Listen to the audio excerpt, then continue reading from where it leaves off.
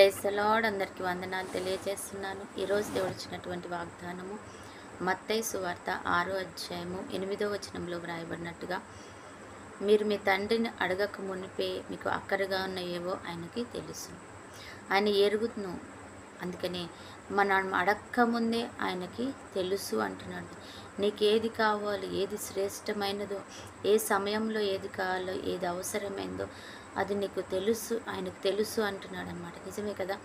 తల్లిదండ్రులకి పిల్లలు కోరినా కోరకపోయినా వారికి అన్నీ తెలుసు. వారికి ఏం అందించాలో, ఏ సమయంలో ఎటువంటి ఆహారం పెట్టాలో, ఏ సమయంలో ఎటువంటి బట్టలు కొనివ్వాలో, లేకపోతే ఎటువంటి వైద్యం చేయించాలో, ఎటువంటి స్కూల్లో చదివించాలో వారికి తెలుసు. అది వారు అడగకపోయినా తల్లిదండ్రులుగా వారి బాధ్యత వారు చేస్తారు. దేవుడు కూడా అంతే. మనకి ఆయన తన బాధ్యతగా దాన్ని స్వీకరిస్తాడు. ఈమె నా బిడ్డ, ఇతడు నా ప్రియ కుమారుడు, నేను ఆయన విషయంలో నేను జాగ్రత్త తీసుకోవాలనుకుంటూ ఉంటాడనమాట.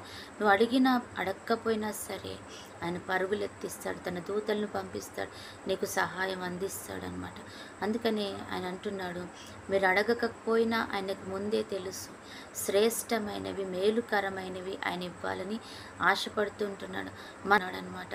అందుకని అంటున్నాను, నువ్వు భయపడకు, నీకేది కావాలో ఆయనకు తెలుసు, ఏ సమయంలో ఇవ్వాలో ఆయనకు తెలుసు. దేవుడు నన్ను మర్చిపోయాడు, నన్ను విడిచిపెట్టాడు, అందరికీ చేస్తున్నాడు కానీ నా ఒక్కదానికే చేయట్లేదు, నా ఒక్కడినే ఈ రీతిగా ఉంచాడు అని అనుకోవద్దు. ఆయనకు తెలుసు. ఆయన నిన్ను కన్నాడు, నిన్ను కొనుక్కున్నాడు అని అంటే, తన స్వరక్తం ఇచ్చి నిన్ను కొనుక్కున్నాడంటే నీ మీద ఆయనకు సంపూర్ణ బాధ్యత ఉన్నది అని నువ్వు ఎరగాలన్నమాట. ఆయన సమస్తము నీ విషయంలో ఆయన కలుగ చేసుకుంటున్నాడని మనం జ్ఞాపకం చేసుకోవాలి. ఆయన మర్చిపోయే దేవుడు కాదు, విడిచిపెట్టే దేవుడు కానే కాదు. ఆయన తగిన సమయంలో నిన్ను హెచ్చించడానికి ఆయన చూస్తూ ఉన్నాడు. సమయం వచ్చేదాకా ఆయన వేచి చూస్తున్నాడు. వారి సమయం వచ్చింది కాబట్టి వారి విషయంలో దేవుడు చేశాడు. నీ సమయం కూడా రాబోతుంది, నీ విషయంలో కూడా ఆయన కలుగ చేసుకోబోతున్నాడు. అవును, బిడ్డలు ఏది కావాలో, ఎలా ఉండాలో, వారికి తాహతున్నా లేకపోయినా, వారికి అంత డబ్బు ఉన్నా లేకపోయినా, తల్లిదండ్రులు ఏ రీతిగా వారి విషయంలో జాగ్రత్త వహిస్తారో నీ దేవుడైన యెహోవా కూడా నీ కొరకు ఆ రీతిగా జాగ్రత్త వహిస్తున్నాడు. నువ్వు భయపడవద్దు అంటున్నాడు. అలాగని అడగకుండా ఉండడం అనేది కరెక్ట్ కాదు. మనం అడగాలి, అడిగి పొందుకోవాలి. బిడ్డలు కూడా కొంత వయసు వచ్చిన తర్వాత అడుగుతూ ఉంటారు, ఇంకా జ్ఞాపకం చేస్తున్నా, ఇంకా త్వరగా తీసుకురామని మారాం చేస్తూ ఉంటారు కదా. వారికి తల్లి ఏ సమయం పెట్టాలో పెడుతుంది, కానీ వారు ఇంకా కొంచెం ముందే వారికి విషయంలో వారు జాగ్రత్త పడుతూ ఉంటారు. వారు ఏడుస్తూ ఉంటారు, లేకపోతే అది కావాలని కోరుకుంటూ ఉంటారు. తల్లి ఇంకా త్వరగా ప్రిపేర్ చేయాలి, ఇంకా త్వరగా పరిగెత్తుకొని రావాలని వారు ఆరాట పడుతుంటారు. మనం కూడా అడగాలి, జ్ఞాపకం చేస్తూ ఉండాలి దేవుడికి. ఆయనకు తగిన సమయంలో దాన్ని గుర్తు చేస్తూ ఉండాలి. కాబట్టి మనందరము కూడా దేవుని నామాన్ని బట్టి నువ్వు అడగకముందే ఆయన సిద్ధంగా ఉంచాడని నమ్మి ఆయనని కృతజ్ఞతలు చెల్లించేవారుగా ఉండాలన్నమాట.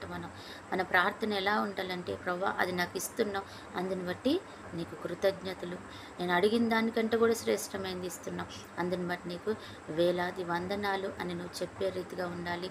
ఆ రీతిగా చెప్పి ఆయనని మహిమపరుస్తూ దాన్ని పొందుకోవాలి. అటు కృపా దేవుడు మనకి ఇచ్చునుగాక. ఆమేన్. ప్రార్థన. పరిశుద్ధుడైన దేవా, ప్రేమ కలిగిన తండ్రి, ఈరోజు ఈ రీతిగా మాతో మాట్లాడినందుకు వందనాలు చెల్లిస్తున్నాను. నిజమే ప్రభా, అడుగు వాటికంటే, ఊహించి వాటికంటే ఎక్కువగా ఇస్తావు. ఎందుకంటే నీవు జ్ఞానవంతుడు, తండ్రి, మాకంటే ఎక్కువ తెలిసిన దేవుడు కాబట్టి ప్రభా, మా జీవితాలలో నువ్వు మేలు చేయాలని చూస్తున్నావు కాబట్టి ప్రభా, మాకు ఇచ్చిన సహాయాన్ని బట్టి వందనాలు. ఇవ్వబోతున్న ప్రతి మేలుని బట్టి కూడా కృతజ్ఞతలు చెల్లిస్తున్నాను. అలాగే ఈరోజు బర్త్డే, మ్యారేజ్ డే జరుపుకుంటున్న బిడ్డలు కూడా జ్ఞాపకం చేసుకోండి. రెండంతల ఆత్మతో నింపండి, ఆశీర్వాదములతో నింపండి తండ్రి. వారిని చూస్తున్న బిడ్డలందరినీ కూడా కొలత లేని ఆత్మ, ఐశ్వర్య, కృప, కాపుదల, క్షేమం, సమాధానం, ఆయా ఆరోగ్యం, దీర్ఘాయుష్యు తండ్రి, మంచి పేరు, ఖ్యాతిని దయచేయమని, కుటుంబంలో సమాధానం, నెమ్మది దయచేయమని తండ్రి, కావలసిన అక్కరలు తండ్రి ప్రభు సకాలంలో తీర్చబడి వారు మేలు పొందుకులాగా సహాయం ఇవ్వమని యేసు నామములో ప్రార్థిస్తున్నాము తండ్రి.